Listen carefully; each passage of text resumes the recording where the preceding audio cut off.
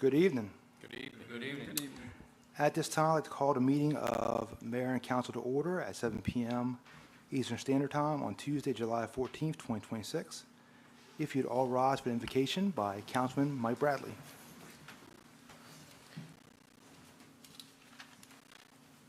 Dear Heavenly Father, Lord and our Master, thank you for this beautiful day. And the people in this room focus on the betterment of our community and its residents for future generations.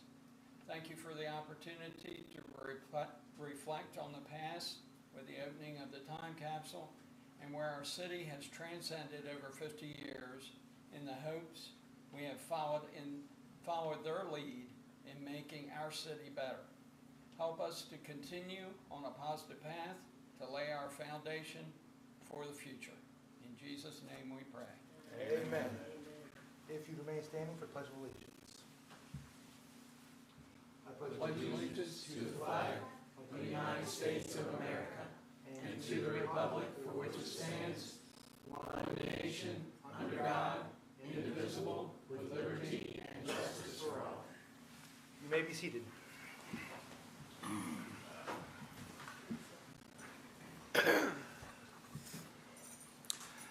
Just as a reminder to City Council, there will be an executive session this evening. At this time, are there any changes to the agenda for tonight's meeting? No, sir, there are not. Okay. At this time, I'd like to ask for approval of the minutes from the regular meeting held on Tuesday, June 23rd, 2026. Those minutes have been provided in your packet. If there are no questions, comments, or concerns, I'll accept the motion. So moved. Oh, go ahead. Sorry. Go I have a ahead. motion from Councilman Mike Bradley. Do I have a And second? Councilwoman Grassett, I second. Second from Councilwoman Grassett. All those in favor say aye. Aye. All those opposed. Those pass unanimously. Okay. At this time, my agenda is not incorrect. Do we have anybody here this evening for public comment? No, sir. Okay. I'll keep on moving. Is there anyone here this evening for correspondence? We have no correspondence, sir. Keeping it moving. All right, and the moment you've all been waiting for, new business number one. Mr. Robert Herrera is here to give us an update on the Nylon Capital Shopping Center redevelopment project. Mr. Herrera might have some guests to introduce as well, so if you wouldn't mind coming forward.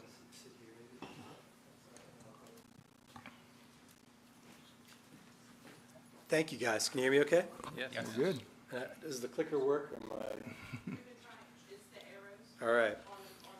Well, as promised, I know it's been a few months, but the very beginning of the Nylon Capital Center project, I promised to give regular updates, and I'm here with some exciting news today. As we move forward, the Nylon Capital Center, as many of you know, and we'll get into this shortly, but there's a big grand opening ceremony that everybody here is invited to tomorrow at 3 p.m. at 800 Atlanta Road for the Mill Seaford opening. So I just want to kick off with that, and I'll reiterate that a few times here. But just giving a few updates before we get into some exciting announcements. And it appears that I do not have clicking capability, so I'll just do this. Just giving an update on where the campus is today. I know the front is still a work in progress, to say the least, but I promise, I know I've said that's a bunch, but it's about to change here very soon. But towards the back of the campus, a lot of notable big changes. We're getting ready to do final paving, but sections of it already are.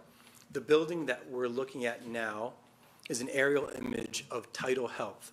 The complete shell of the building is completely done. Landscaping starting there next week. On the interiors, we've got our rough-in inspections over 2 months ago, and all the interior finishes are starting now, so we're very close to being finished. I've been told some of the imaging equipment is on delay. No surprise there if anybody's watching, supply chain issues. But here soon, that should be ready to open for the public. I can't give a specific date yet. That's on the equipment, but we're getting very close there. So really excited about Tidal Health's progress. Click to the next slide. Looking towards the back of the campus is the Bright Bloom building. Again, new roof on there. Bright Bloom's been occupying that space for well over almost a year now. They're the small little building on the side. Right next to Bright Bloom, we're going to have an exciting announcement here in a minute for a new proposed tenant. If you click to the next slide. Dell Tech. So Dell Tech got its certificate of occupancy June 1 of last month. Really excited about that. They actually they're hosting their first set of students in there today. It's a small class. Yeah, really excited about that. It's a smaller class, though. It's just a few kids they're starting off with. I forgot what programming it is. But this coming fall, it is going to be open to the public and taking students. So really excited about that. I don't know when they're going to announce their kind of grand opening and process. That's up to Dell Tech, but excited for that announcement to come soon. I can say personally, it's a stunning building on the inside. It's state-of-the-art facility, really high-tech facilities. Just to reiterate the programming, in the front half of the building is mimicking the healthcare, the Highmark Healthcare Lab in Dover. So it's got a space for phlebotomy technicians, EKG technicians. They even have a dental lab in this location. And they have really high-end equipment in there. It really looks pretty cool, just like a doctor's office. In the back of the building are two very large welding labs. All the welding stations are installed, and they're going to start opening up programming, which I'll let them speak about in the near future, but programming for the trades of mechanical, electrical, training, which I'm really excited by. Obviously, that's a really needed, speaking as a developer, we need more trade jobs out there. So really excited for this to come live. And then if you click to the next slide, this is the mill building. Again, grand opening, I'm going to keep reiterating it, tomorrow at 3 p.m. The public is welcome. Really excited about that. The projects, we got our full certificate of occupancy. The place is really looking good. I'll be there super late tonight if anybody wants to come by, doing final touches and decorating, as you can imagine. Click to the next slide. All right, so this is the site plan and leasing update. So just to reiterate, it's a 22-acre campus. Everything in the back half of the campus is nearing completion. You're going to see landscaping finish here soon. Even pickleball courts, I just released those recently, so those should be getting installed here in the near future. If you've noticed, there was a guy out there today with a steamroller prepping for pickleball courts, so excited for those coming soon. Those will be open to the public. But yeah, the whole back half of the campus is nearly complete, and then all that's left is the front half, which will really put a nice bow on this entire project. This is all slated, and for me, and a lot of my requirements with TIF support and ARPA support and the state of Delaware support, I need to be done by the end of this year. So you will see a lot of progress here in the next few months. It's going to be a photo finish. All right, if you click to the next slide.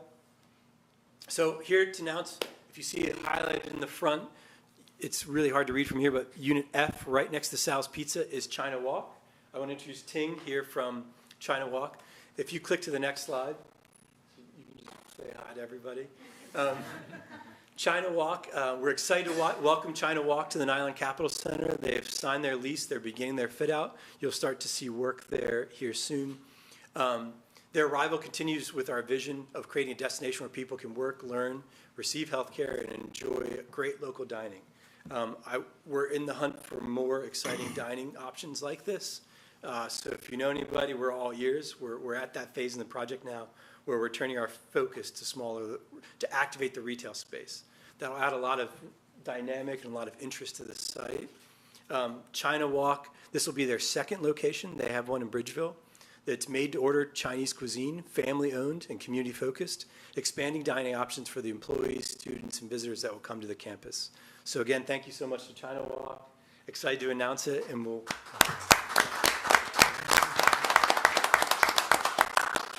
And really excited to greet you all there, and we have a ribbon cutting there in the coming months. Again, that should be done before the end of this year, right, Ting? Yes. Yeah. So we're going to keep rushing. I'll keep working hard to make sure that space gets built out for them. All right. What's the next slide? So next big announcement. In the back of the campus, right next to Bright Bloom, in a suite a little over 5,000 square feet, around 6,000, I would say, plus or minus, is going to be With Me Children's Playseum. Excited to make that announcement today. It's the first time anybody's heard that. We just executed a lease with Miss Gina, who's here with me. If you want to click to the next slide.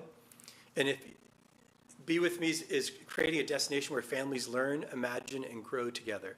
I'm going to sort of shut my mouth here for a second and let Miss Gina explain her concept and share with the council about what the Playseum is and what it brings to the site.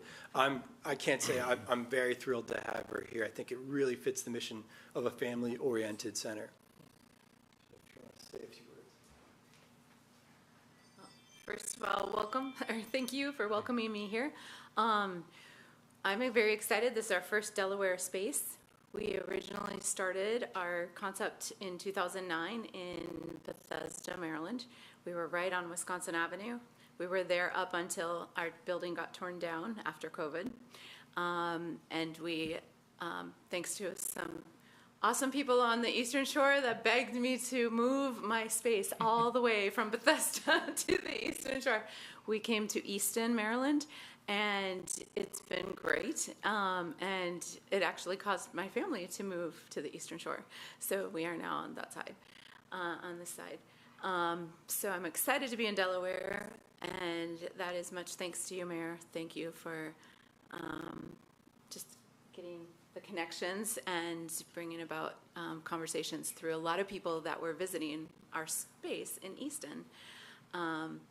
So what we truly are is, one, I'm not a nonprofit. We are a for-profit business, but we do a lot of nonprofit work. So we combine, our mission is come in and play, help a child far away. And our real goal is to create a space for parents to be with their children, thus the name Be With Me.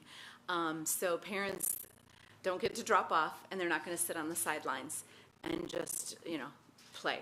They are going to interact and role play with their kids and have a great time, as you can see with some of the pictures there. And our staff are also trained from the facets of psychology to early childhood to sales and development, but they are going to be helping be facilitators with parents to interact with their children. What's unique about this space, similar to my Columbia location space, is it's going to also cater to tweens, teens, and adults. So we will have things such as a lot of DIY stuff like candle making, resin making, art and ceramics and wood projects that they can paint and take home the same day. We'll also have a baking component where they can come and decorate cookies, cupcakes, or even make their own pizza. Because they'll be able to make their own stuff. And we teach them how to do it. Whether you're a teen, a little one that's 3 years old, up to a big one. We also have a soap making station, which is very unique, and it's our own kind of patented thing, where we make soap with children. We teach them how to make bubble bath, lotion, lip balm, bars of soap, and we do it all the way up to our older ones. And we even have, like couples nights where we have couples come in and make resin and soap and candles. And then another unique component is we have a live pet shop with real animals. We don't have cats and dogs, but we do have small animals that really bring in the animal therapy concept, where parents or adults can actually just come if they just need a break from the busyness of day. And so many children, especially since COVID, have been dealing with so much anxiety that we find our pet shop, if they don't want to come through the whole entire pretend city, they will come just to our pet shop and pay a small fee just to pet animals and hang out with an animal. And they will sit with a rabbit or a bearded dragon or a guinea pig, and they really enjoy that component. The fourth interactive area is science. So we have a component of science where we really hit the sensory issues, which really draws and attracts children with special needs, because we will do all kinds of formal and informal activities daily. With anyone that comes, they're on demand, and they are sensory projects that get kids to use all 5 senses and get really into it, and they get to take home whatever they created with us, whether it's slime or Insta-Snow or a bouncy ball or all kinds of fun stuff. So we're really looking forward to being here, and thank you for, in essence, inviting us to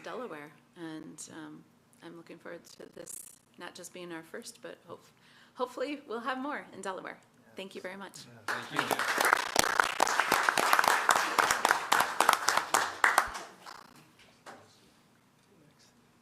All right, just one last quick update. Again, I started and I'll finish with this, is the mill. We've got our certificate of occupancy, grand opening. I'll repeat, 3 o'clock tomorrow at 3 p.m. It should be great. We got heavy hitters like Mayor McCoy coming in to say a few words. Heavy Next hit, slide. right. And you can skip through this one. I just want to show some image of the space. I've been in here and shared renderings of what it would look like someday. To be clear, these are photos that I just took today. So these are no longer renderings. That's what you're going to see in the space tomorrow. High level, a little bit about the mill as we open up. We have a starting membership at $65 a month. So your internet bill is lower than that. That's an all-inclusive number. That includes coffee, includes water, and sometimes food, snacks, and even beer at times for happy hours. That's an all-inclusive number that gets you access to the space. We have reserved desks that are your own desks that's yours every day. That starts at $250. We have a private office that starts at $500, and then it walks all the way up from there. For the first 6 months, we're doing half off all that pricing I just said. So we really want to activate the space. We want people to sign up. So please, please, please tell your friends. Please come out and check it out. We're running a half off special for the first 6 months just to create that vibrancy. We have 6 offices now leased inside the mill. One of the exciting ones is Zip Code Wilmington's taking an office. They have some exciting updates that are here to come, and a few others that I'll announce tomorrow. If you click through that. I think we can flip through here. Just want to show some of the renderings that I've showed before. Again, we showed the renderings, but I showed some of these of the mill, and we delivered on that look. So if you just want to click through the rest of them, that's the Title Health Building. You can keep going. Bright blue, Dell Tech, which is done now. You guys can see today, and that's the mill. You can stop there. And that's my update for today. Excited to welcome you guys all there tomorrow again at 3 p.m. So really looking forward to it. Thank you for your time, and I appreciate it. Thank you. Thanks. Thanks, guys. Do we are there any questions or comments from council for Mr. Herrera while we have him? I do. Vice Mayor. I do have a couple. You mentioned you had 6 leases. How many spaces do you have available? We have 16 offices. So well on your But way. in terms of, well on our way, but in terms of desks, we have 32 desks that can be rented out. So the capacity of the place is bigger than just the offices. The next question would be, I saw your renderings with the open trusses across the avenue. Are you still going to have that? Or is We that are still going to put those back. also? That's something it's a cool aesthetic that I've been fighting for. So yes, we will have So you it. got your approval for that? We did. It was not easy, but we got it. It took a long battle. That's one of the many delays we ran into, but I wanted those trusses. We're going to have them. Really happy about that. Cool. Me too. I think it'll be neat. Ms. Gino Alves wants to make a comment. Is that Yeah. correct? Can I say one more? Please. Please, yeah. please, please. One, I did bring brochures if you want to see them, but what we do. Secondly, I also wanted to announce that if there's any local businesses that want some unique advertising, we work individually with you because I don't know if you understand our concept, but it's Plazium.com, but we have like a pretend pediatrician office. We have a pretend dentist office. We have a pretend Chinese cafe. We have in some of our restaurants, we try to build some things that are very unique to your city. So in Easton, we put a one-room schoolhouse, and we did a whole thing about Frederick Douglass not being able to go to school. So it's unique to that area. In my Minnesota location, we did a whole thing up north, and they have a snowball fight room, but it looks like the woods. So every one of our stores, we have something unique. In Annapolis, we did an old Annapolis tavern from the 1700s. So I'm looking for some unique things about Delaware that and specifically Seaford area, that I can put into this that makes it historical. It's not all going to be historical, but if you have any ideas for me, let me know. But also, if you have a company that wants some unique advertising, and I will play with the ideas. I'm very creative as a designer, and we then advertise your logo, your branding, and not only on our website and through our social media, but we also advertise to you guys through making this pretend space that parents will play in completely look like your store or restaurant or concept. Or doctor's Um, office, yeah. Yes, so if that's of interest to anyone, and it's not a one price fits all because, you know, we have Safeway as the branding of a grocery store, but we also have, you know, a little mom and pop shop that has a Greek cafe that they would never pay what Safeway was going to pay for advertising. So just know that don't hesitate to ask if you need advertising for your location of business. Great And idea. if you know any other businesses that are looking, I would like to know before I build out this concept because it does help. Can I just Councilwoman ask Gress. one question wearing my daytime job hat? Is this a place where field trips, like for preschools and things? Absolutely. We Okay. do, our Easton location actually has probably at least two field trips almost a week Okay. from all over the Eastern Shore. As our Columbia store pulls from Baltimore and from all over the place. So yes, we do a lot of field trips, and the unique thing is the field trips range from pre-K all the way up to fifth graders. So we can be pulling, and then we cater the field trip to their age level. So it would be more like historical, or, you know, same thing like, for example, when we have a dentist as a sponsor, we actually, in our science lab, we actually make homemade toothpaste. That's cool. So we connect that with the advertising of this dentist, and he gets a lot, or she gets a lot of advertising through us making toothpaste every day with kids. So you guys, if you know people that want that or need that, yes. Secondly, I wanted to make clear, it's not a drop-off place. It is a place for you to come in and be with them. That sometimes deters people, and they're always like, why are you charging the same for adults and children? Because it really is a whole family experience. But thank you for your time. One other question. Are grandkids and grandfathers invited? Absolutely. Actually, for the last 17 years, every grandparent gets in for $2 on Tuesdays. There you Okay. go. So any of our locations, we have lots of deals too. We also want to promote anybody being able to visit, even if they're low income housing. If from any day of the week, they can bring 15 children's books that they could even pick up at the Goodwill or wherever, and if they bring in 15 children's books, they will get a free admission.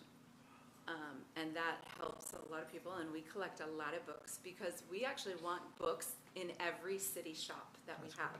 So like in our pretend fire department, that we have books about things that move.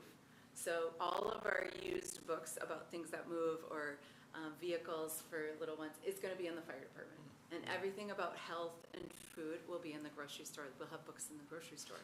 So it's a combo of feeling like there's books everywhere, but it enhances parents thinking, oh, let's just sit on the fire truck here and read a book, and things like that. So we're really, the other really cool component that works into field trips is that we have our own currency. I should have brought some today, but it's little pretend dollars, and we call them Plaisium bucks. They look just like a miniature dollar. They even say "In God We Trust" on the corner, but they are little Plaisium bucks, and they never expire, and they're dollar for dollar, and we want to keep it that way so that children will learn the value of a dollar, because children are not learning the value of a dollar anymore. They're not even learning what money is, because their parents are using credit cards and phones, and we're really hindering our children from learning that things cost money. Because I've heard even my grandson go, "Grandma, just use your card. Just use your phone. There's money in it." And I'm like, no, that's not quite how it works, honey. So the whole concept of using Plaisium dollars has been around since we first started. And so if they want to do a science project, or if they want to make a real bar of soap, they have to use dollars to do it. That's cool. And if you buy 50 of them, you get 10 free. So you only pay $40 for 50.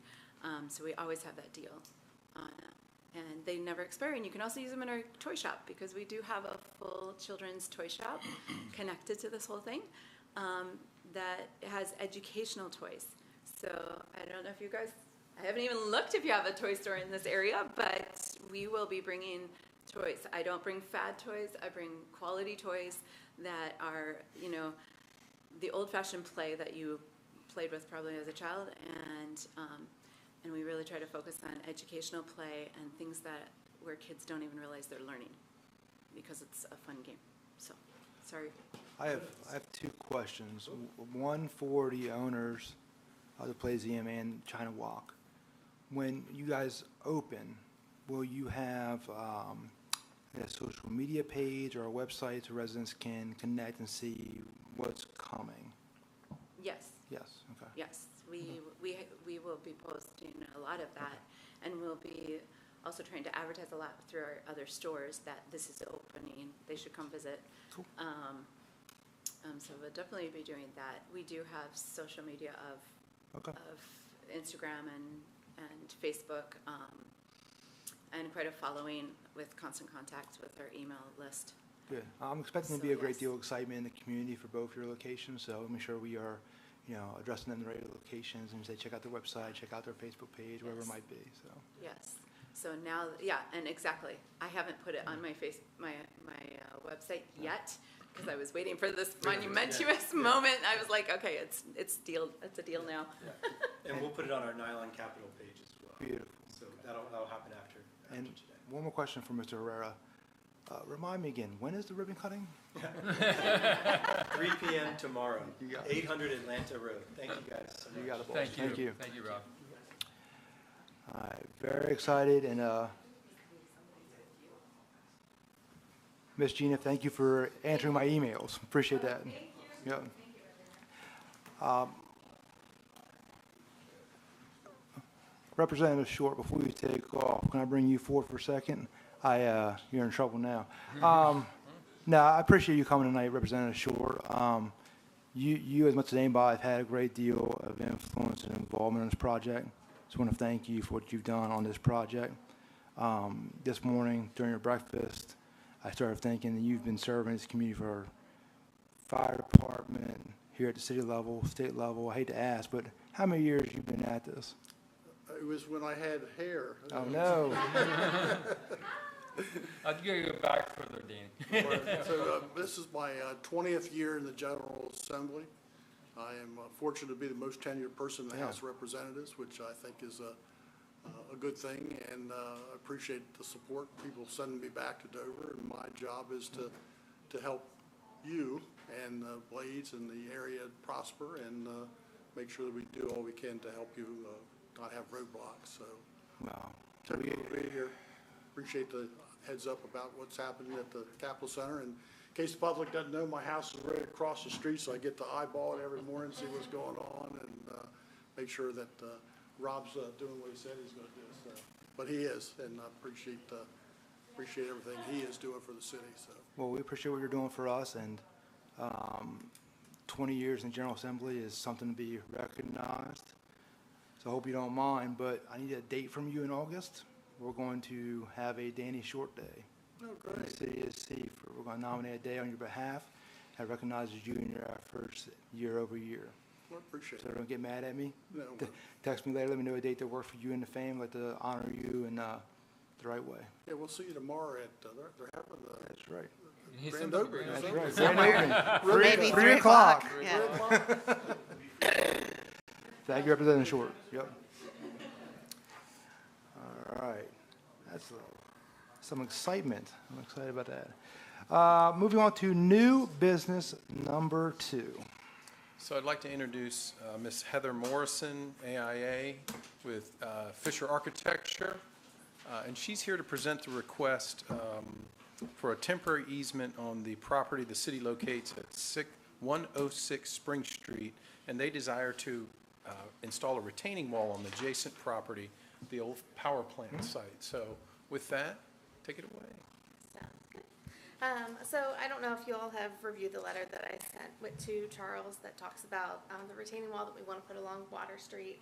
We're redeveloping that brownfield site just over there. I'm sure you guys have seen it. The edge of our property is run down with some overgrowth. Our goal as we redevelop this property is to put up a retaining wall, put parking that comes up to the retaining wall. The retaining wall itself will vary from 20 feet tall, and I'll get into why in a moment, but it will vary from 20 feet tall to about 12 feet tall as it tapers down to the two side streets.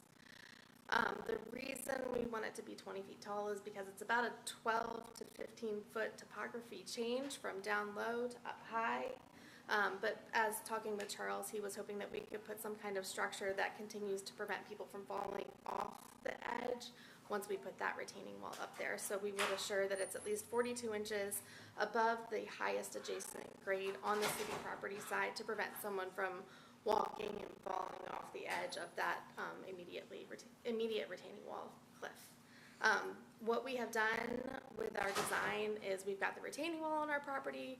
We're assuring that the foundations are on our property. I've been coordinating with a structural engineer to assure that the foundations are adequate for that height of a wall. The reason we're asking for an easement onto your property is obviously because as people are working, even though the foundations are on our property, we might touch some of your property, and we want to assure that we leave it better than we found it, the Girl Scout rule. Leaving the property better than we found it, we'll clean up the edge, we'll grass wherever it was already grass. We will not touch your parking lot unless we affect it through the construction. Obviously, we'll be good neighbors and fix it if we mess it up. Part of the exhibit also shows on Spring Street that we go a little bit further up than to the parking lot. The reason for that is because right at that Spring Street intersection, we have some sewer connections right at that moment. We're coordinating with our structural engineer how we're going to go over that with the retaining wall currently, but we want to also adjust those storm drain lines. So in coordinating with Charles, our proposed building location was going to be right on top of where those storm drains were. And through our communication with Charles, we're going to relocate those to not be under the building so that they can be serviced throughout time. Our ownership group has agreed to pay for the relocation of those storm drain lines, but because it is a brownfield site, we have to do it through the remediation process, so that's why we're trying to do this part now before we have full building plans completed. Today, the main request is that we can put the retaining wall and have an easement onto your property as we install the retaining wall. Thank you. Are there any questions or comments from council? Vice Mayor.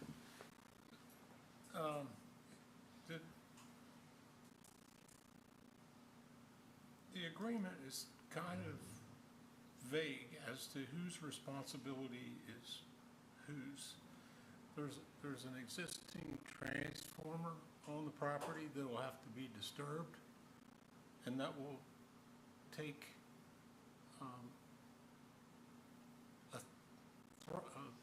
a business, a going concern out. So there is, So what are your plans for that? there is some electrical coordination. We're intending for it to be on the northern side of the retaining wall. We will assure that that won't go through the retaining wall, but whatever proper coordination we have to do, we'll make sure that language is in any legal agreement. And at whose expense? I think that would be a conversation between ownership and the town. Yeah, so, you know, those are vagaries that I think, from my perspective, should be in place before we make an agreement. Okay. You know, I don't know how the other council members feel, but I think that the order of construction and the responsibilities should be delineated as precisely as possible before we enter into an agreement that I want to see this get done, but I think there's a lot of vagaries that need to be delineated before I'm ready to agree. Okay. So we are agreeing to relocate the storm drain. That was a conversation. The sewer is a later conversation that's not being discussed today, and the electrical is primarily the wiring connecting to the transformer. So the only thing that you're unclear on is who's going to be responsible with the electrical, and I just. The if I can get the financial answer. responsibility, you know, we're giving you an easement, but then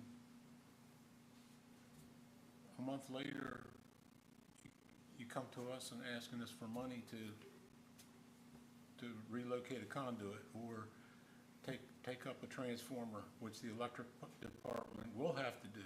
That's not something a contractor will be able to do. Right, that's So, always coordinated with an yeah, electrical right. engineer and the electrical company, Yeah, correct? so, you know, I think that it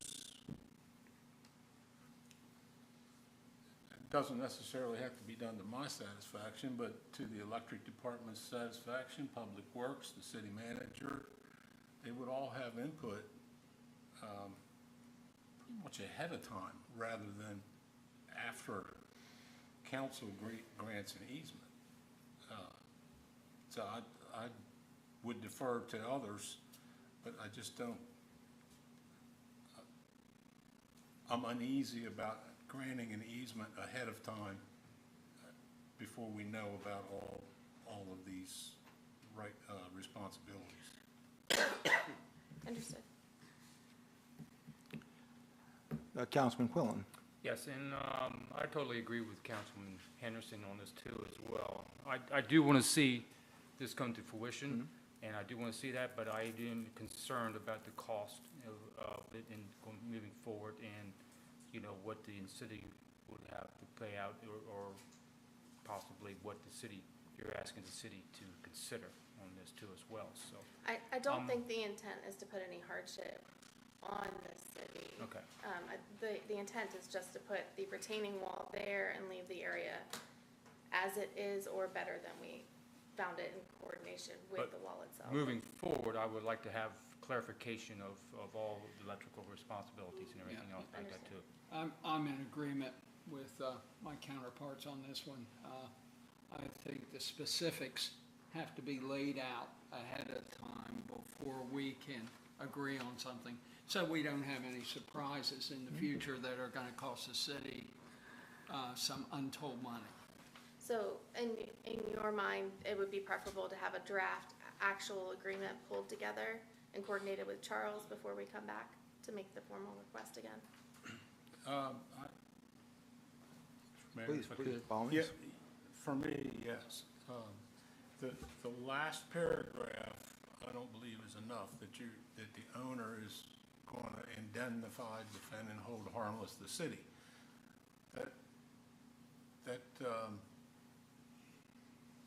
That's kind of vague, because there's other property owners involved, and it's not just the city. So, it's not, there's lessees, it's not it's the city's property, and it's the neighboring property, which is not part of this discussion, but the city has a tenant, and they need to be made whole if they're disrupted. How will that happen, and how will that be prevented? That's a concern. Okay. Also a timely manner, so there's no disruption in his business or potential revenue. So part of this is there's leftover funds for brownfield. We have to be like complete with the construction of this retaining wall or anything associated with it before the end of the year. All pay-ups, construction costs, everything has to be submitted. So there is absolutely no intention to delay. Okay. Any additional questions or comments from council? All right, if there are none at this time, I'll set the motion.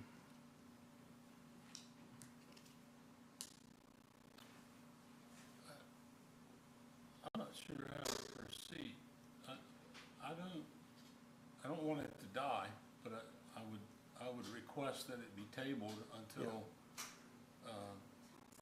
we can give Fisher a chance to get a plan that's at least been looked at by the electric department, the city manager, his subordinates. It sounds to me, and city manager, correct me if I'm wrong, but it sounds like the council is positive regarding the wall, but needs additional clarity before moving forward. So if you don't have that clarity, I think a table would be appropriate. Well, I don't know if we want to table it. Can I make a I suggestion? think postpone it. Yeah, we need to do a postponement on it. Let me make a suggestion, if you don't mind, just, Please. so in concept, Ms. Morrison has laid out what the ask of the city is. There are a lot of details, as eloquently expressed by members of council here. And these are very real details. The sequence of construction, how things are going to go, how we're going to keep temporarily serving this business that cannot do without electric based on their product that's there. If the council's willing to agree in principle, but not yet give the temporary easement, then we can work, the city staff, the city engineer can work with the engineering team that Ms. Morrison represents, and then we can come back with all these specific details, the design of the wall, the way we're going to handle the storm drain that bisects the site, how we're going to relocate the electric transformer temporarily, reinstall it after construction, bring back that, and I don't want to put you on the spot, Ms. Morrison, but 4 to 6 weeks, do you think, Absolutely. based on your time schedule? Absolutely. Yep. So then potentially, if we can agree in concept that we'll move forward, that'll give staff authority to go ahead and engage the engineers, move forward with this. And then we can come back in 4 to 6 weeks, once we have these details prepared, and make a presentation to council to hopefully answer all these questions, provide the necessary order of construction and clarity where things are now vague. And then at that point, if the council is in agreement, then we can actually receive authorization to execute the temporary easement, if that sounds like a path forward. Is that acceptable? That's acceptable. All right, I appreciate the collaboration there. Okay. Thank you for clarity, city manager. At this time, if there are no additional questions or comments, I'll set the motion. Mr. Mayor, I make a motion to postpone action on this temporary easement until such time as Fisher and the city can devise a plan, a more detailed plan for resubmission. We have a motion from Vice Mayor Henderson. Is there a second? Councilman Quillen, I'll second. Second from Councilman Allen Quillen. All those in favor say aye. Aye. All those opposed? It passes unanimously. Thank you so much. Thank you all. I appreciate Thank that. you. All right. At this time, we're going to move on to new business number 3, and Hooper's Landing Golf Course is the subject. So there are a couple gentlemen here from Atkins Management, our golf course consultant. Let me introduce Mr. Mike Pine, who's the head agronomist for Atkins Management. And everyone here, I'm sure, knows our golf pro, Mike Connor. So, gentlemen, we'll turn the presentation over to you.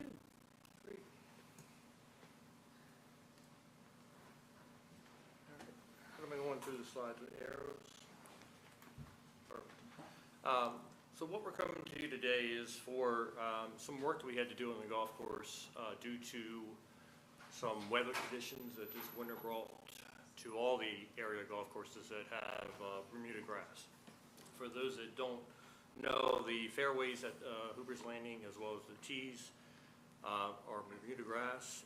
Bermuda grass is a warm weather climate grass. We're kind of on that borderline level where warm weather works here, as well as cold weather grass, which is what the greens are, or bent grass.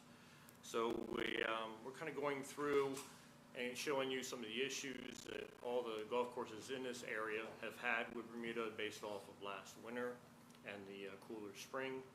We're going to start off by showing 4 different golf courses in this area, as well as our own, what condition and states they're in for the Bermuda grass currently, and what they're doing to try to improve that grass. We're also going to talk about what our needs are from council and the city to help with this project we've already kind of started.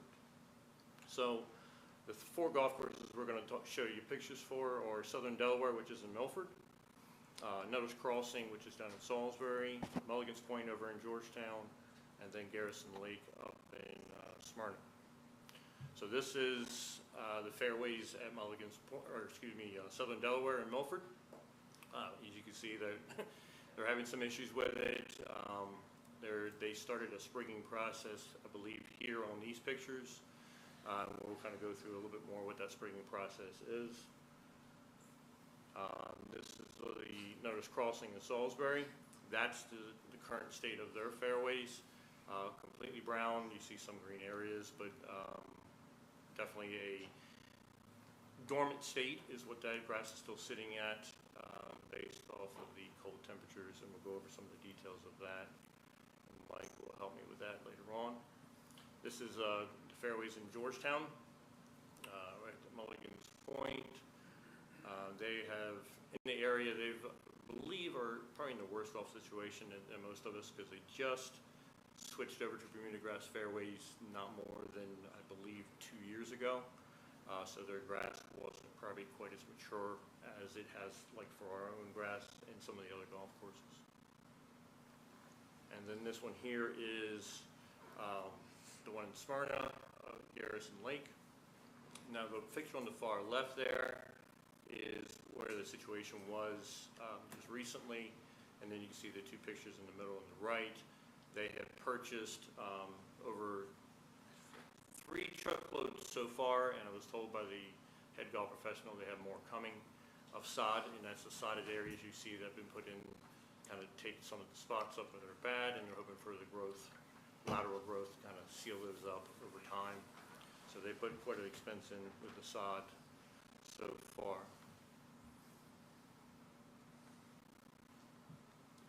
It's not doing, there we go.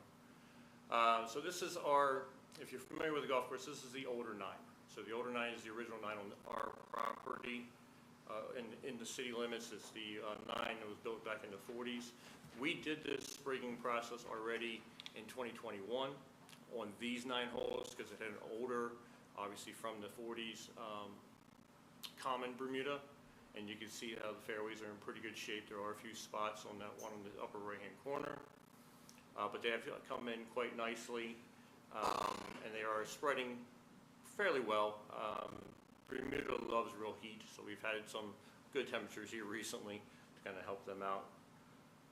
This is the other side. This is the plant 9. This is the side we have the issues with. You can see it looks very similar to some of the other golf courses in the area that have Bermuda. The grass just didn't return from the colder state. I mean, Bermuda grass always goes brown during the winter months in this area, but it always comes back pretty quickly. I mean, I've been at Hoopers for 16 years. This is the first time I've ever seen the plant side not come back.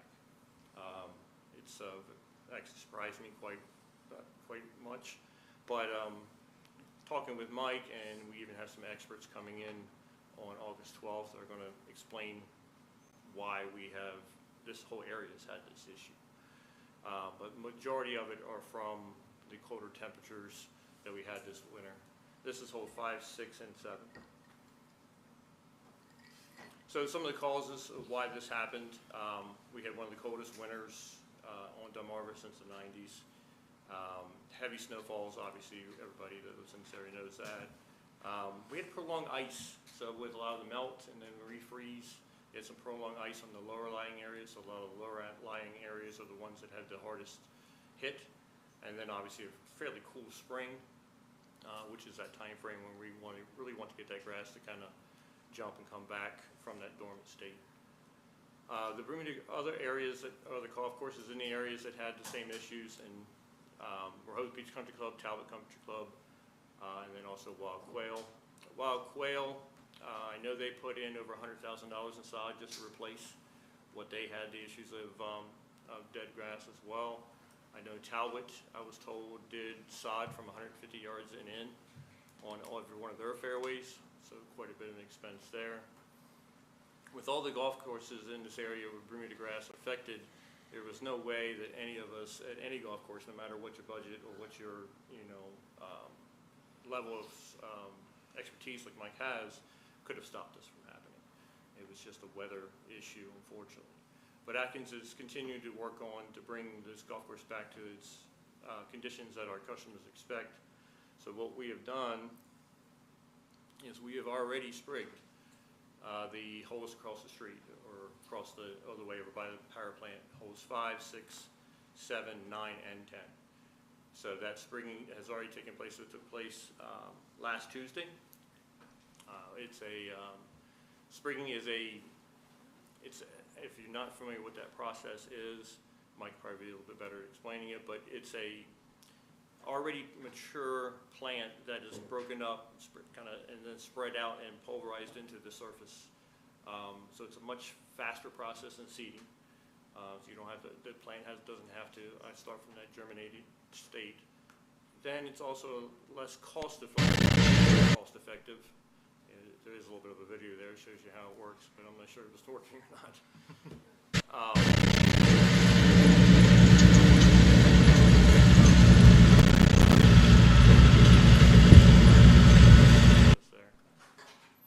It's a more cost effective than sod. Sod is obviously a little bit more expensive way to go. And the type of grass that we used is called iron cutter Bermuda. It's more of a hybrid Bermuda, so it's going to be a better quality Bermuda than what we had currently on those fairways. What we're coming to council today for is to help with cost. So when we did the sprigging back in 2021 on the other 9, the city split the cost with Atkins Management to help improve the overall play and the golf course itself, which is your property. So we're coming to you today. What the cost? These prices are actually wrong. I thought I changed it in the system, but I guess I didn't come back. We actually got a little bit better deal than what you see on there. The cost per acre was $5,500 per acre versus the $6,000 you see on there. We did purchase 10 acres of sprigs, which covered all of the 5 holes we wanted to do, the complete fairways of those 5 holes. And we actually had some left over that we were able to use on holes 12, some areas on 1 that were still starting to come back, a spot on 4 that was necessary, and some spots on number 2. So the total amount that Atkins has already paid is $55,000, not $60,000, for this. Like I said, we had it already done. We had to kind of jump on this as soon as possible because the growing season for this type of grass is now, June through August. So we need to get that information, need to get it done quickly. And what we're asking the city for is help with that at a half of the price of what we paid, so it'll be $27,500, excuse me. And at this time, I'm going to at least let Mike come in and kind of give you a little more information in regards to, or if you have any questions in regards to what the sprigging process is, and also if you have any questions on why this may have happened, he can probably help you out with a little more knowledge than I do, since I'm the golf professional instead of the agronomist.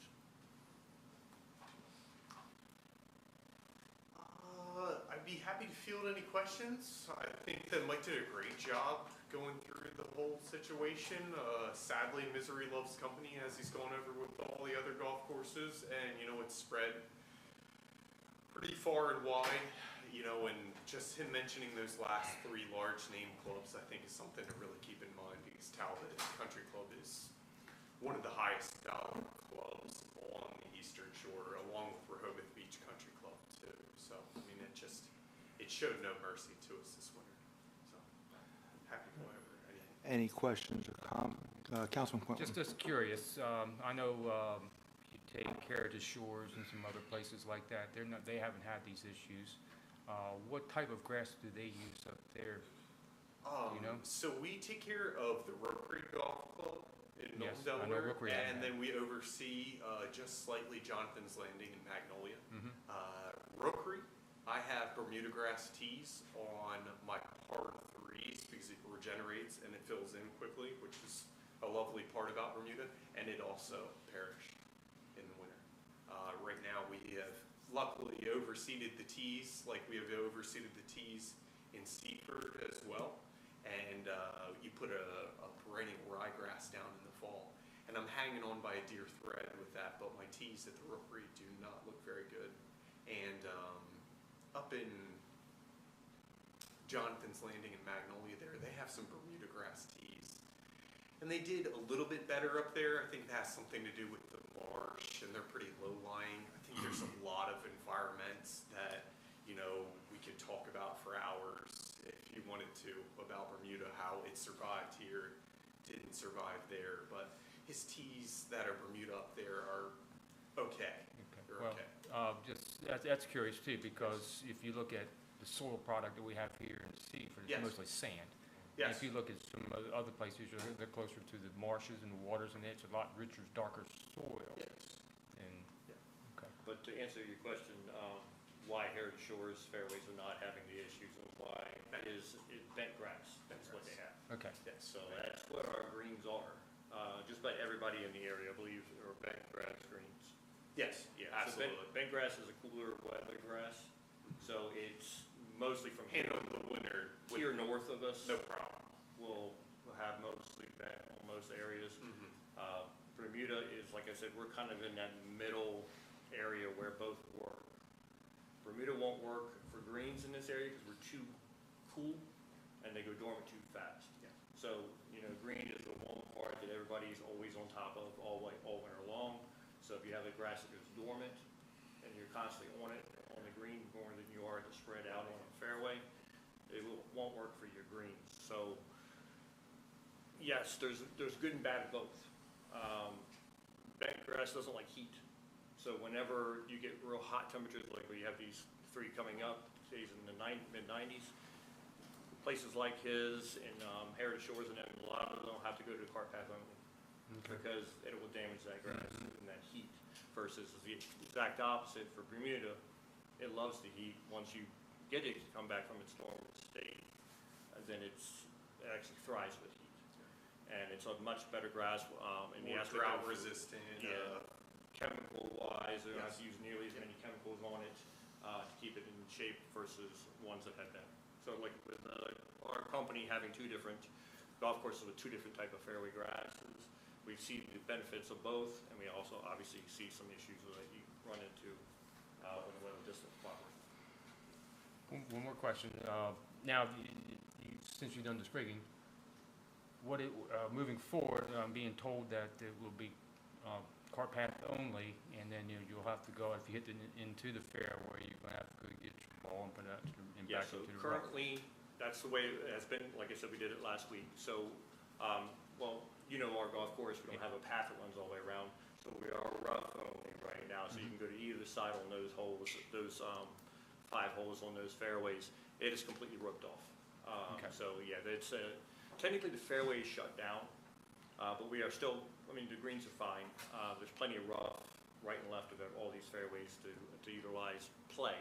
So currently, we're asking all the players to take the golf ball, if they hit the fairway, off into the rough, you know, even wherever they're at, you know, and play their shot from there. Some of the ones we did partials, there's still fairway available to hit from, just areas roped off that we use some of the sprigs on those 4 extra holes. We are giving the customers a discount for that right now because of that inconvenience. We're doing a $10 off to what our normal rates are, and then we also are giving them a $10 coupon to come back in September when all this is better. Which brings another question. How long before you see the results of this? With some luck, 6 weeks. With the negative side of things, 10 weeks, which would put us very close to the dormancy state, kind of why we had to rush into the spring, because we were a little bit behind. When we previously did it in 2021, we began in the middle of June, and here we are in the beginning of July when we started. So a little bit of a difference. I know 2 weeks doesn't sound like a whole lot, but in terms of trying to get it playable by the end of the year, it is. I mean, I was with Mike today, we are already seeing growth. Yes. Within a week. Okay. Propagation is successful. Yeah. Yes. So, I mean, that's the positive that's coming out of the whole thing. There is some negative in the play aspect. Play will be down, and I kind of expected it to be, because I went through this in 2021 when the play was down. But play rebounds, it'll come right back once they know how good the fairways will be, and that's kind of Which is another concern, because it's, last year it was the greens, this year now it's the fairways. So I don't know if you've completed your second quarter analysis yet, or your balance sheet yet, and see if how much play is down or not. Yeah, we actually have our meeting coming up, I believe later on this month, about the full city year, because it ended in June, and we were not down that much at all. Okay. It was under, I think it's under 8% down. So with all those problems, I was actually quite pleased to see that. Thank you, Mike. Sure. Vice Mayor. I noticed that you sprayed with a variety iron cutter, right? And I'm making an assumption that you made the best choice Yes. possible for the northernmost type of Bermuda that you could possibly lay down. Long-term, is Bermuda the best moving forward from a 5-year on standpoint? I think going back to what Michael said of the 16 years that he's been at Hooper's Landing, this has never been an issue. And it's always been the most for sure thing is that those fairways would come back and they were always beautiful. This was pretty much our insurance program of the whole thing, something we had never thought in our head would ever be an issue. And we thought with the last sprig on the other side that we had beautiful fairways for 18 holes, but Mother Nature had something else to say about it. Now, this is the most feasible option for the golf course with the irrigation system, and the layout of the property currently is to remain with Bermuda.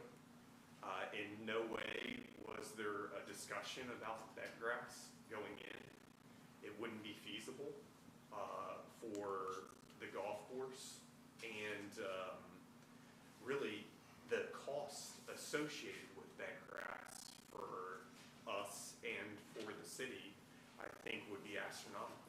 So this is the most cost-effective and I would say the greatest insurance of our investment, which I think is really important because it's an investment for you guys and also a very large investment for us. So I think that this is doing the best thing that we can do on a short notice and just showing the golfers that we are putting the best foot forward for them. And I think that's very important too. So. Okay, Mr. Mayor, I got a question about the motion. Sure. The motion is asking us to approve the required repairs which have already taken place. So, Yeah, so how do you want to go? all right. We fashioned it that way, and just to give some background, and Mr. Connor did touch on it, we went out, and it was, Director of Finance and I went out and met with them, rode the course with them, talked about options, and, this was the recommendation. Because of the window that was referenced by Mr. Pine, we had to kind of make a decision. I only have the ability to in a situation like that, up to $25,000. So I authorized them to proceed, but we would have to come back to council for the $5,000. What I'm hearing now is, 2,500. yes, it didn't turn out to be that, in the $30,000, it turned out to be 27.5. So, and I think one of the slides that was put together does show that total cost. That's what we're looking for, is approval for the rest of it, because they've paid for this. We need to make Atkins Management whole based on this presentation. I understand, it's just that the way it's worded, it's, Yeah. you know, Well, I have a couple questions regarding that. So, and I hate to put you on the spot, No, you're but, fine. and Director of Finance, I don't think she's here. Did we allocate money in the budget for general upkeep or things of that nature? So we do, if Atkins Management identifies an issue or, golf cart replacement 4 years ago, they said, hey, we got to do it in the next couple of years. So we started to put money in a sinking fund. Fortunately for the golf course, over the last few years, it's been profitable. Sure. It's been very profitable. This last year, Just received the check tonight from Mr. Holtzclaw. It was over $300,000, our portion of the profit share. Sure. All that money goes into reserve account. So, from our budget presentation, we have ample monies in reserve to pay for this. Sure. So what we're asking tonight is the decision that was made to try to foreshorten this problem that we have, get the golf course back in shape. We'd like to make Atkins Management whole. They made the decision to go ahead and pay for it in good faith, that we're partnering with them. We'd like to do that, make them whole. We will take the money that's remaining for this out of reserves, the golf course reserve. So I guess my question to Mr. Mike is, at what point in time can you identify that you're going to need various sprigs or upkeep, like on a calendar? Like, see, come March, April, when you guys, we're going to need this to be taken care of? You're saying, when would I have known when this was? Yeah, so you look at the course itself, right? And you say, okay, we're going to need some fixes and adjustments here. Is there a way to point to the calendar typically when you start seeing and identify, hey, we're going to need some work here? I mean, with this situation, no. I mean, because we never seen it before. This was 16 catastrophic. years, right? Yeah, I mean, You it's were something. waiting and waiting and waiting, and it just Right, didn't come. normally, Never, Yeah. right, I mean, you normally would start seeing some change in June, Yeah. which is a normal time Combing the frame. grass for green. Absolutely. But when it wasn't happening, every golf course in this area started to panic. Got it. The only reason I ask is because for council standpoint, selfishly, we do a budget. Sure. We do a budget on the same calendar every single year. So for our general ability to project, if it came at one point in time of the year, it'd be helpful. If it came at another point in time, not as helpful. Like, for example, tonight, we're coming forward saying this is what the cost is, and what do you want to do about it? As opposed to, hey, this is what we estimate the cost to be, and we can allocate it into the budget and look at things like that. You see what I'm saying? For planned expenditures, and Yeah. I'll just say, they get the same budget documents that our directors get. Yep. They fill it out. So if it's known, and like last year, I believe it was last year, we rebuilt the pump system on the back nine. And that was a planned, known expenditure. Yeah. We put the well in, that was a planned, known expenditure. It was in the budget. Council approved that. So for those planned and known things, like any other director, they put those in, and they're very good about it. Mike's done it, as he stated earlier. Ever since we bought the course, he's been there 16 years, and he's used to our budget program. This was a catastrophic issue, almost like a water main break or a sewer lift station that goes down, where then the director of public works would come to you and say, I got this problem, I got to fix this pump. Yeah. This is similar to And the that. vice mayor sent me down this rabbit hole because it's the way the motion is worded, right? It's not as, typically we are voting on things to approve expenditures. Now this is actually, it's already been spent. Now what do you do? Not all So, of it, but yeah. yes, sir. You see The what I'm saying? majority of it has been spent, Yeah. yes, sir. And I think it's important to reiterate that this is coming from golf reserves that have been built up from the profit from the golf course. So it's not, we just raised taxes. We just had to raise sewer and water rates. Correct. This is not coming out of our other No. reserves. This is a set of money that's specifically set aside for the golf course based on the profits they make, and it can only be spent on the golf course. Exactly right. Yeah. Right. Basically, all we're really to do here tonight is to authorize $2,750. No, $27,500. Well, we've I've already, already done the 25. he's already done it Councilman 25. is correct. Okay. So basically, all we're doing is trying to authorize the Close the 2,750. So I guess $2,500. that's the motion. They need to make 2,500. If you want to The additional Okay. money Okay. for the 50/50. Okay. Please. You're right. Good job, Quentin. Good catch. Any additional questions or comments? Okay, at this time, I'll ask for the motion. Mr. Mayor, make a motion to approve the city manager to expend $27,500 in a 50/50 cost share for the sprigging of Hooper's Landing Golf Course. All right, we have a motion from Vice Mayor Henderson. Is there a second? Councilman Quillen, I will second that. We have a second from Councilman Quillen. All those in favor say aye. Aye. All those opposed? Passed unanimously. Thank you, gentlemen. Appreciate it. Thank you. Thank you very much. Yep. Appreciate Thank it. you. Appreciate it. Thank you, Mr. Holtzclaw. Thank you, guys. On to new business number 4, and it's this time of year where we appoint various committee members to various committees. We do have a lengthy list. I will not read every name into the record here. It has been provided to the council in their packet. But just as a frame of reference, the committees themselves are our Economic Development Committee, Emergency Preparedness Committee, Antique Fire Truck Restoration Committee, Parks and Recreation Committee, Electric Committee, Police Chiefs Advisory Board, Planning and Zoning Commission, and the Operations Committee. Those names have been assembled properly in your packet. If there are any questions or comments regarding the names or nominees, I will accept the motion, or, I will accept the question or comments. I did have one question. Yes. And I just noticed it. I'm sorry I didn't notice it at my meeting on Monday. The Emergency Preparedness Committee has Jack Wilson there, which I'm assuming was because it was his role as chief. That's a good catch. So that should probably be Matt Reed. Matt Reed. Yeah. Good catch. Good catch. And I'm sorry I didn't see that Monday. That's all right. That's why we got you as Police and Fire Commissioner and Liaison. Yeah, Good because catch. he is the chief, just a point of order. Yep. Could we put that in our motion, and then we can just revise it, approve it with that revision? Okay.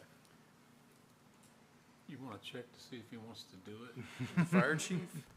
I assume he will. He's been voluntold. Are there any other comments or questions regarding the motion? If there are none at this time, I'll set the motion.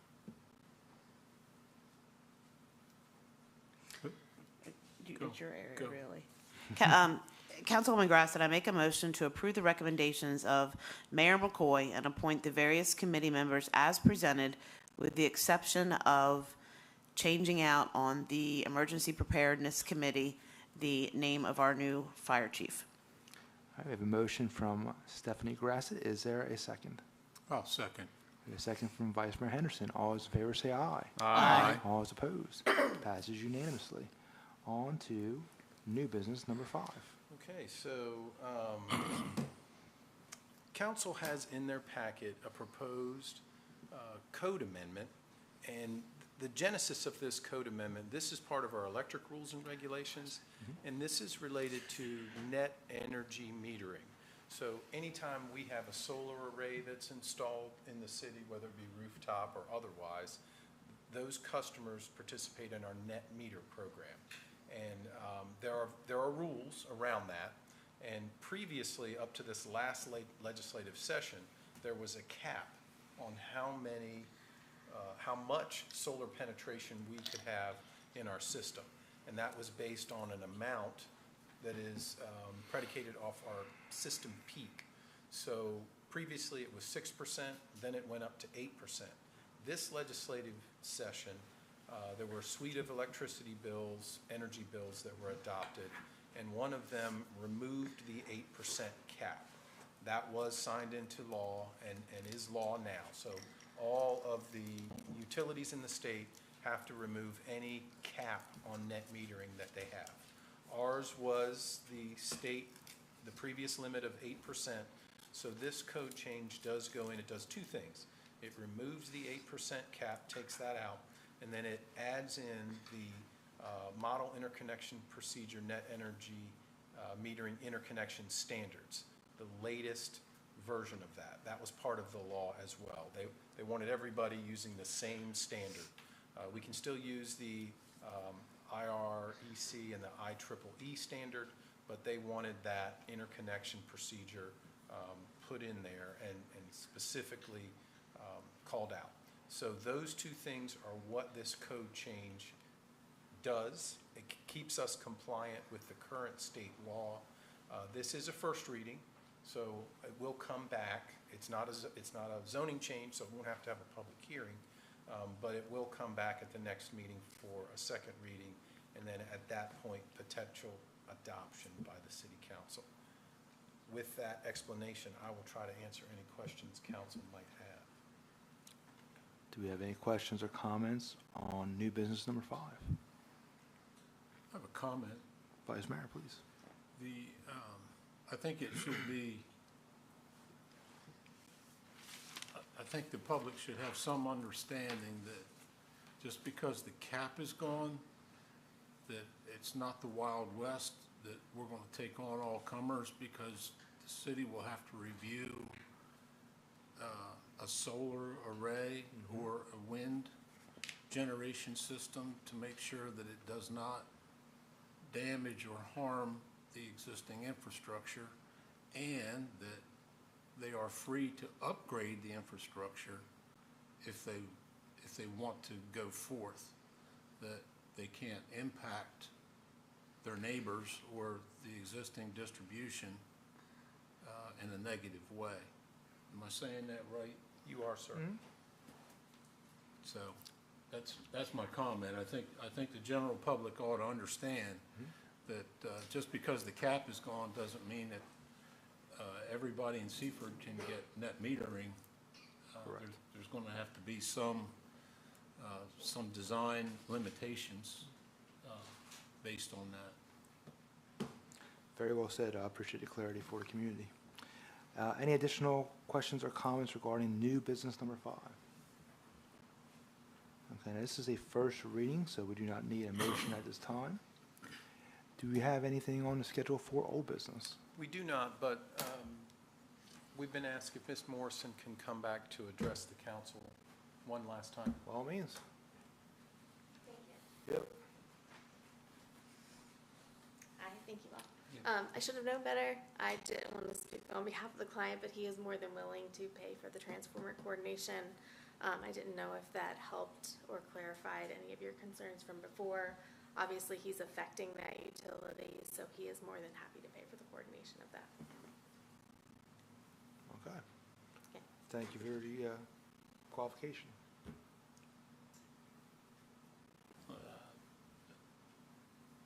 That's good news, but let's memorialize it. Correct. We'll put it in the minutes. Yep. I get it. The 6-week possible delay could possibly kill the project, so that's why I wanted to make sure that I came back up here, just in case it could come to another discussion or vote to possibly let him proceed. I mean, my understanding of the motion is you can proceed. Okay. We're going to work with you, our staff, our engineer's going to work with your team to try to help you flesh out all these details and design. But prior to us issuing the temporary easement that you've requested, we're going to come back in front of this body. They meet every 2 weeks. Okay, So- so we could come as soon as 2 weeks. if we Yep, get you it. just need to give us the heads up on when you're ready to come back with a better, more detailed proposal Okay. with all those questions answered, as many of them as you can. Right. And you know, at that point, I certainly will have our Director of Electric here, our Director of Public Works. We'll even ask our city engineer, once they review it, Okay. to come as well, so we can answer those questions on things we're going to have to relocate and reinstate. Okay, Does that sound wonderful. Yes. acceptable? Is that suitable for your timeline, 2 more weeks from now? We'll get the documents together, we'll coordinate with you, and I think 2 weeks should hopefully be I okay. mean, even if we need 4 to try to get everybody together, I don't we'll think make it as quickly as possible. Yeah, I don't think we want to delay at all. I think we want to, if we could submit to you tomorrow, we'd have it to you tomorrow. Okay, 10-4. great. Thank Well, you. thank you for coming back. Appreciate it. Thank you. That was kind of old business. All right. All right. Moving on to reminder of meetings. Just a few. We have Friday night live, July 17th, 5 p.m. to 8 p.m. in the grass lot behind City Hall. At the same location, there'll be movie night in the park Friday, July 24th at 8:30 p.m. Featuring the movie Zootopia 2. That is all I have, sir. If I can add one, I was gonna say. Downtown Seaford Association's got Yes. a 250th Yeah, year Stars and Stripes. celebration on Saturday. So if you are on the social medias and check out Facebook, they're doing a good job of getting the word out there about the event schedule, and they have some musicians. I think Mike Hines and The Look are going to be here, I think. They got a float in at some point in time. I don't know all the details, but if you're in the area, come check it out. Looking forward to it. What's that? Boat parade. Boat parade. They got a lot going on, man. So exciting times in inner city Seaford. So if you're in the area Saturday, come check out downtown. They're doing a great job. So And don't forget about 3 o'clock tomorrow afternoon. That got me right there, I'm not gonna lie. All right, thank you, Councilman. At this time, I'm gonna move over to our liaison reports. We're gonna begin with police and fire, and Councilwoman Stephanie Grassett. I am going to be presenting tonight a complete report from our police department. I did not receive a report from our fire department, so I don't have an update there. I will tell you that if you are someone who does go online and look at the reports that are for your viewing there, we just report highlights from those. Those reports are actually online for you to look at completely. That the police department one is going to be changing as probably over the next few reports. The system that they used to use was called Crime View, and that system has completely gone away. My last report was still, they could get some data. The report before that, they were still getting some data. It's gone now, and so they're using a new system, and they're working their way through figuring out how to have comparable statistics and to make sure that those give you the best information. We're also trying to figure out what we want on the report to be the best information for anyone looking to see about the activities of the police department. So I do have total complaints, a chart there listed for total complaints, excuse me, broken down by different offenses. They also have a pie chart that's there, which gives you an idea, gives you a different look at that data and to see what percentage perhaps or what they're spending most of their time addressing. You can see a comparison there in the chart all the way back to 2022. The next few pages on the report, it's kind of sideways, but it is a breakdown again of let me flip to mine. It's a breakdown again of total crimes by category for this past 2 weeks. Following that, there are several bar graphs that are included, and these are interesting new graphs that are here. The first graph takes the incidents that were reported on the previous page and breaks them down by hour of the day. So you can see when most of the incidents occur, what time frames they occur here in the city of Seaford. So you can see, looks like 10 o'clock is mischief hour around here, and I don't mean nighttime, it's 10 a.m., is when we have the most crimes reported. And then the following bar graph is by days of the week. And so you can see again that it looks like Wednesday, and that 10 o'clock hour for some reason is the time. There is additional crime data that is below with some specific complaints outlined. As far as some specific information, drug complaints, we did have 24 drug crime complaints in the past 2 weeks, which resulted in 18 adult arrests. As far as traffic and DUI, there have been a total of 173 either e-ticket charges, crimes, or collisions that have occurred, and then those break down whether they are civil, misdemeanor, those types.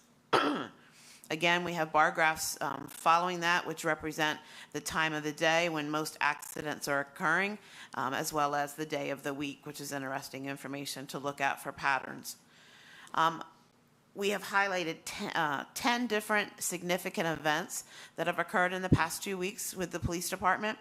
One thing that I will share with you, many of these you're going to see on the news anyway, but if you look through those, one thing that I got in looking out of the 10 events is that all of them have resulted in an arrest or somebody being named as a criminal in this complaint. There aren't any of these 10 that they've dealt with in the past 2 weeks have all been addressed and all been solved, and have, which is a good thing. There's not a lot of crimes that are going unsolved or they can't find the people that have committed them. Concluding the report each week will be opportunities that the admin had as far as participation in activities, training, community events. I want to highlight one which I thought was fascinating. The group violence intervention had their Sussex County meeting, and that's when They basically pull in the top 15 gun offenders in Sussex County and pull them into a room with lots of other supports and resources and people who can try to offer opportunities to do things maybe a little differently. It's a risky intervention, considering I'm sure that the top 15 don't all get along, but it's a great way for everyone to be able to jump in and be able to help provide resources and hope that some of those patterns can change. I do want to highlight that a couple of grants have been completed as well by our chief. He is very good at seeking out financial resources for his program. We had several trainings that have been received by our SPEAR team. The Junior Youth Academy has wrapped up. We did have Patrolman First Class Crews attend school resource officer training, and they have been participating in a variety of community activities. And finally, the report concludes with total criminal arrests. So far in 2026, we've had a total of 612 criminal arrests, in which 563 have been adult and 49 have been juvenile. And that is my report. Thank you, Councilwoman Grassett. At this time, I'm going to move over to Vice Mayor Henderson. I'm going to ask him to do some heavy lifting tonight on code, Parks and Recreation, administration, and EDCR/IT. Thank you, Mr. Mayor. Start out with code. They've issued 163 permits to date. 1,861 rental licenses have been issued.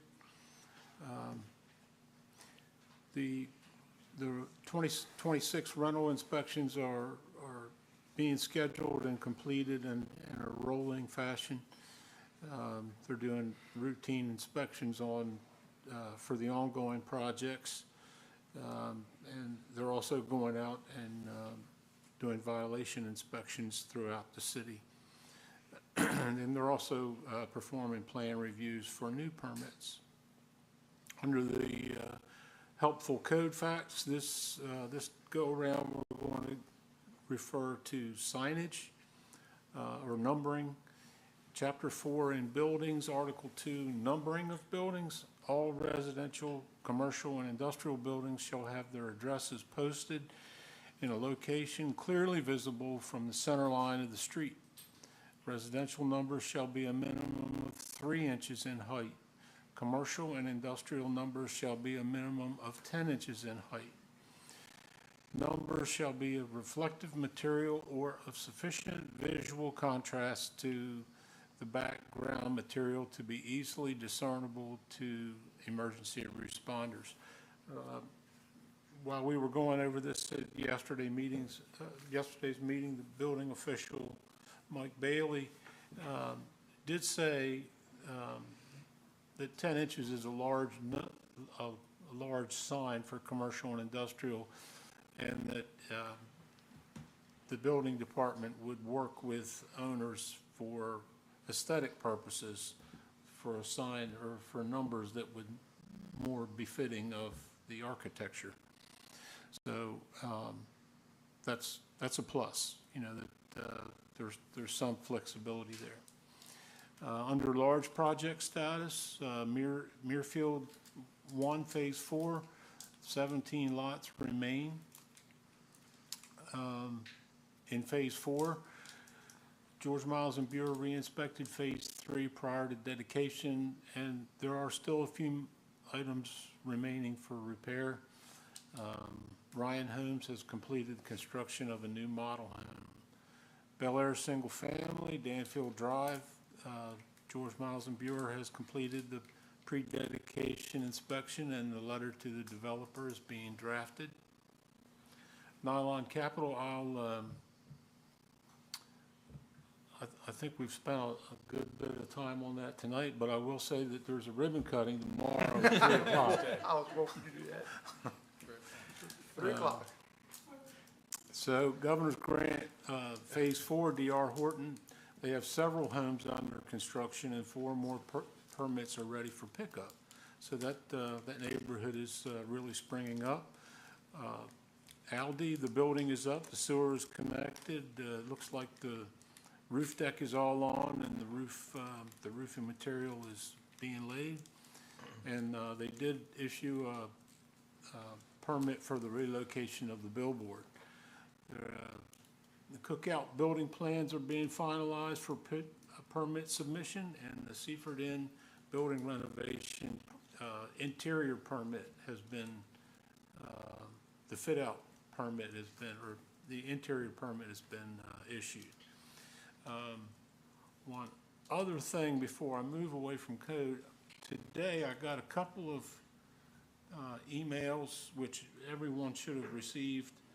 There will be a street closure on the 20th of July on North Hall Street, moving north from West Locust Street. You might have noticed that there's some townhouses being built there. They're going to put water and sewer in for that. That's called Cypress Haven Townhouse Project. And then the other one is on Oak Street tomorrow. I got that late notice. That must be an emergency cut or something that's come up pretty suddenly. So there's, if you're in that neighborhood, be on the lookout for that. Under Administration, Economic Development, and Community Relations, and IT, we'll start out with City Manager's activities. He attended a design meeting for the Jay's Nest Playground, so all you folks who are looking for progress on the Jay's Nest, it's in the works. Something's coming.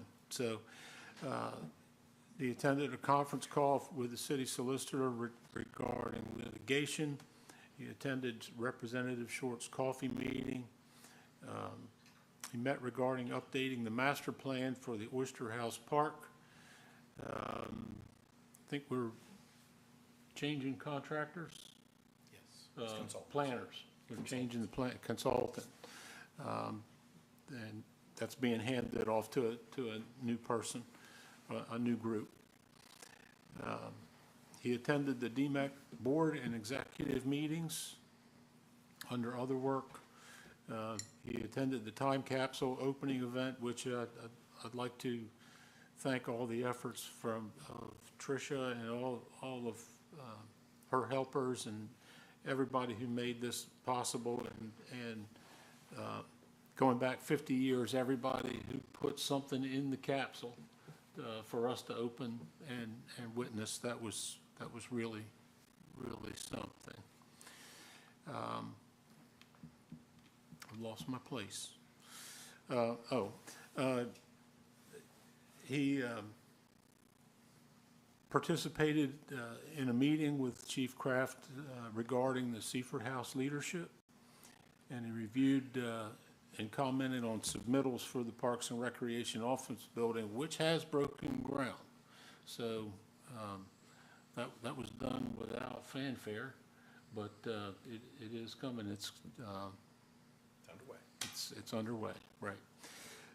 Under information technology, Trish and Gary are working on the Cradle Point. They had to make a repair on the Cradle Point in one of the police vehicles. They completed security camera storage migrations. And pardon me, updated the firmware for switches for the camera network. Here's something that's really important. They met with Tidal Health regarding their fiber for the nylon building. The city operates a fiber loop, and Tidal Health is a major client, and needed to be coordinated to get that fiber into the building there. And somewhere you met with a contractor that's going to make this place, right? Yeah, we do have Assurance is a contractor for us. Right.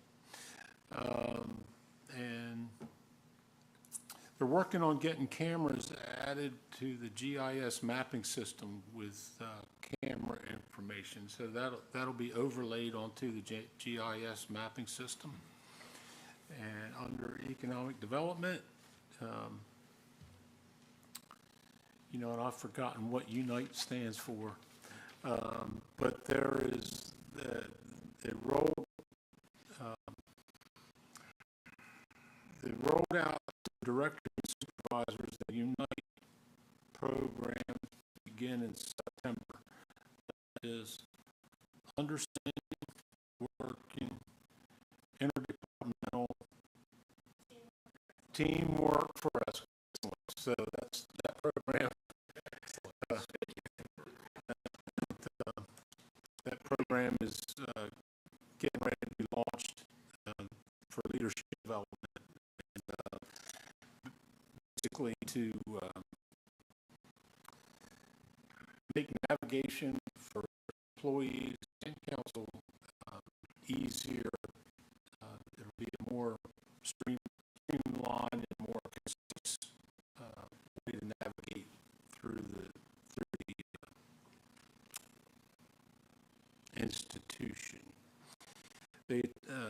She attended a quarterly Delaware on Main meeting in Middletown, and the city has received their 2026 affiliate program certificate. There's a number of different levels in the Main Street program, and are there 17 total people, cities involved with that? Some are full Main Street members, and some of them are affiliate memberships based on affordability and commitment to the Main Street organization.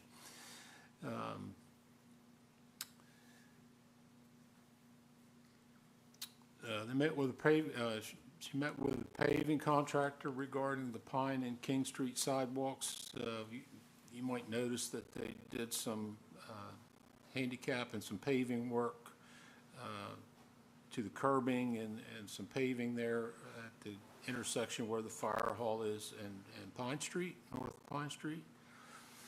She participated in a discussion with Tri-State Partners regarding the Jay's Nest, along with the city manager. And once again, she prepped for and participated in the opening of the 1976 time capsule. And there are photos that were shown. Some were shown before, but remind me again that they've been cataloged and they've. Yes, so we photo documented everything. We're going to put it on the website. Okay. But ultimately, it will go to the Historical Society for a display. So some of the items are dedicated to or bequeathed to some people, and others will go to the Historical Society, and they've all been documented so that they can be shared with the public.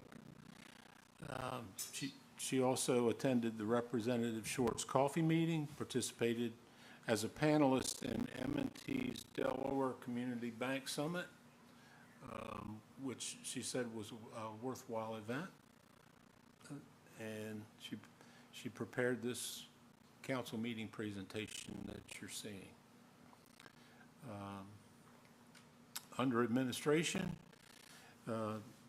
June attended a monthly DMEC board meeting. She attended mandatory sexual harassment training, which is mandatory throughout the city. It's self-paced training. However, everyone is required to do it. Some of them, some employees do not have company email addresses, so they have to do it in a group way. However, every employee will go through this training. She continued contract negotiations with the police and the Teamsters. They processed disconnects for delinquent utility accounts and prepared and mailed utility bills for the month of June consumption. There was a comment that disconnections have sort of leveled off. They're not as prevalent as they were with the new system, which is good. It's good for the city, and it's good also for the consumer, who doesn't have to pay reconnection charges, and it's not as much of a disruption for the consumer. She processed preliminary end-of-year rollover for the MCSJ, and June sent me an email with that acronym, but I've forgotten it already. It's municipal.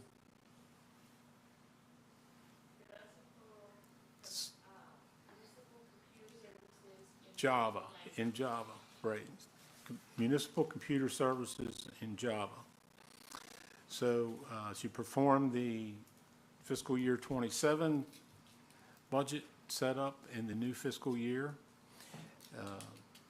She prepared multiple reports and sent to the auditors in preparation for the audit preliminary field work, which started yesterday and happened today. So, we're just at the end of the fiscal year, and she's already preparing for the audit of last year's work. So the job is never ending. Money never sleeps. She also met with a financial advisor regarding voluntary investment benefits for employees. This is something that is being offered to employees. We have a third-party financial advisor that would like to offer services, so it doesn't cost the city anything, but it's an option for the employees to participate in should they want to increase their financial planning. And she says here, after this long list, that all other business is routine.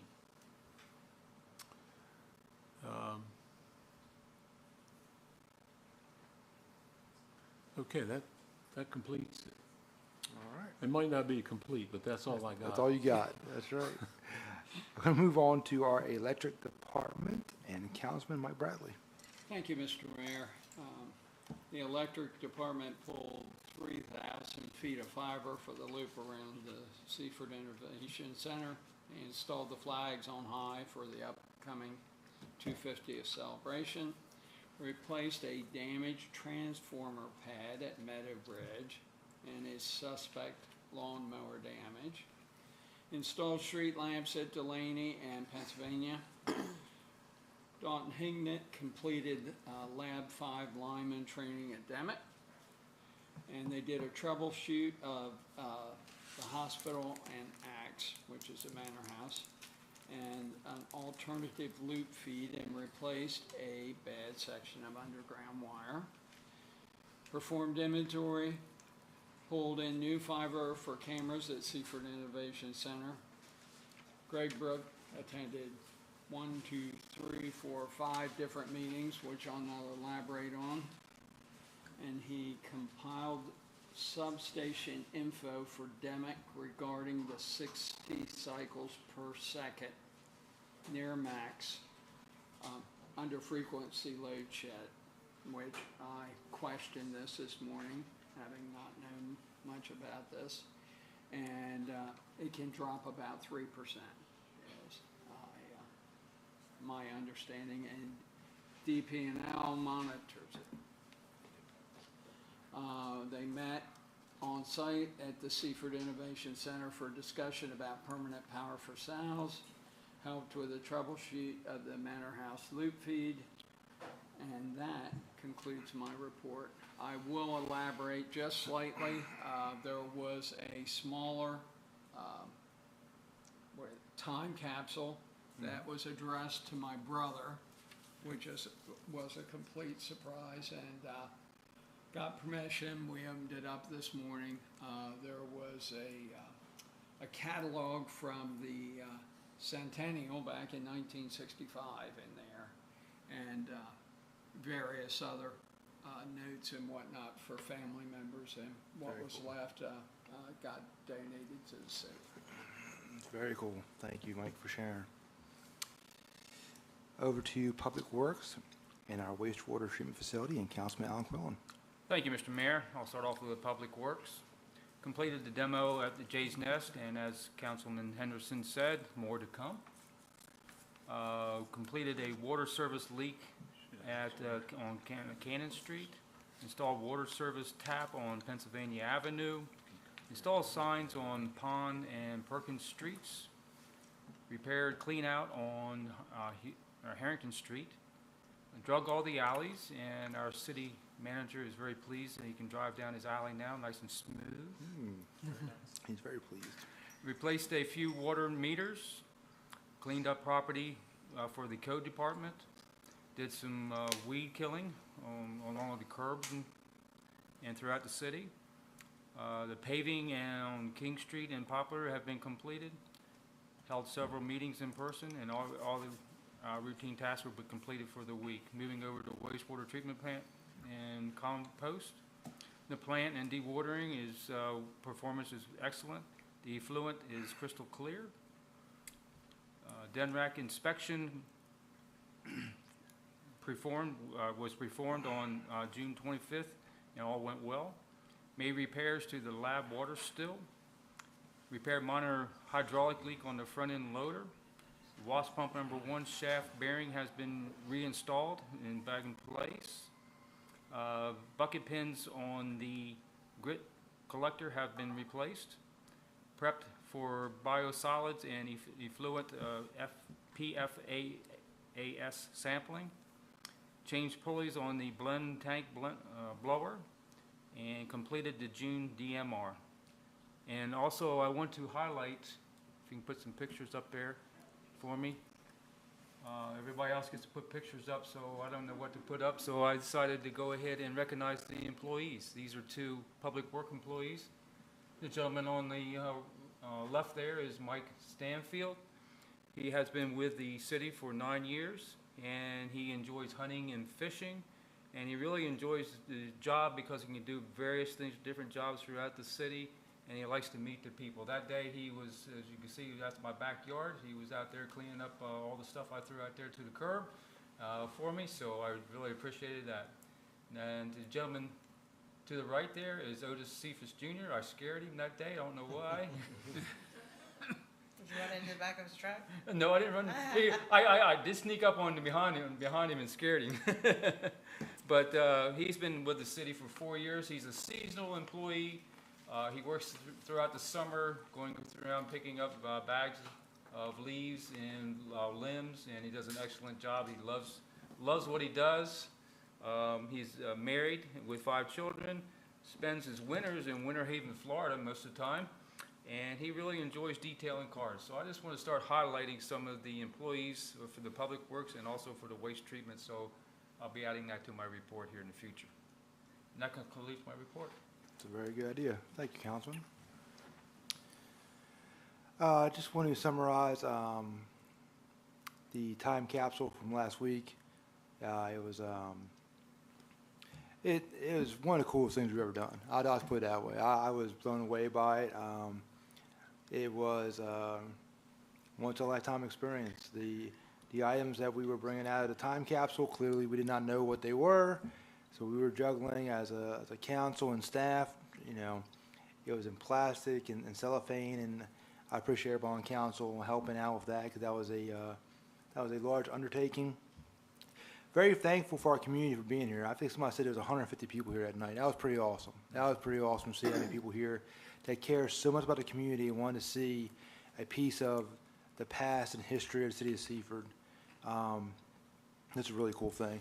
The photograph there, it's one of those which I can't take credit for. It was Trish's idea. I thought it was brilliant, is to hold a letter from Mayor Slatcher in front of his photograph.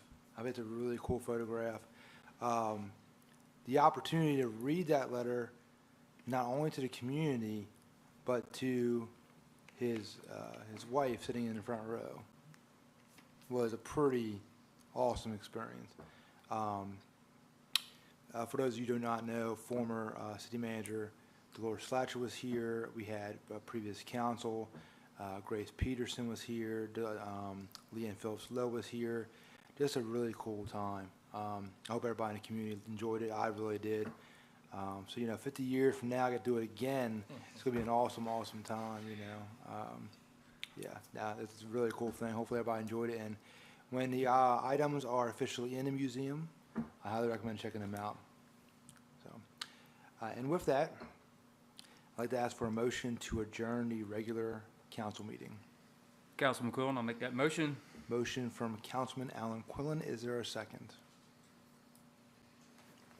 I'll second. Second from Vice Mayor Dan Henderson. Everybody will stay. Not everybody at once. All those in favor say aye. Aye. All those opposed. Okay, thank you so much. We're going to enter into executive session.